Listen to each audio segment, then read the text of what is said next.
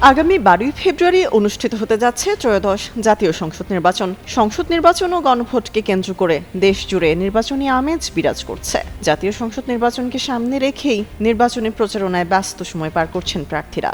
ভোটারদের দ্বারে দ্বারে ঘুরে দিচ্ছেন নানা রকম প্রতিশ্রুতি ও সংস্কারের আশ্বাস। নির্বাচনে প্রায় প্রতিটি আসনেই প্রতিদ্বন্দ্বিতা করবেন বিভিন্ন দলের হেভিওয়েট প্রার্থীরা। এই গুরুত্বপূর্ণ সময়ে দেশবাসীকে সঠিক সিদ্ধান্ত নেওয়ার আহ্বান জানিয়েছেন জনপ্রিয় ইসলামিক বক্তা ও চিন্তাবিদ ডক্টর মিজানুর রহমান আজহারী। মঙ্গলবার নিজের ভেরিফাইড ফেসবুক পেজে দেওয়া এক পোস্টে ভোটারদের উদ্দেশ্য করে তিনি এই বার্তা দেন। পোস্টে মিজানুর রহমান আজহারী সবাইকে সত্য ও যোগ্য প্রার্থীকে ভোট দেওয়ার আহ্বান জানিয়ে বলেন, ভোট একটি আমানত, সৎ, যোগ্য ও দেশপ্রেমিক প্রার্থীকে ভোট দিন।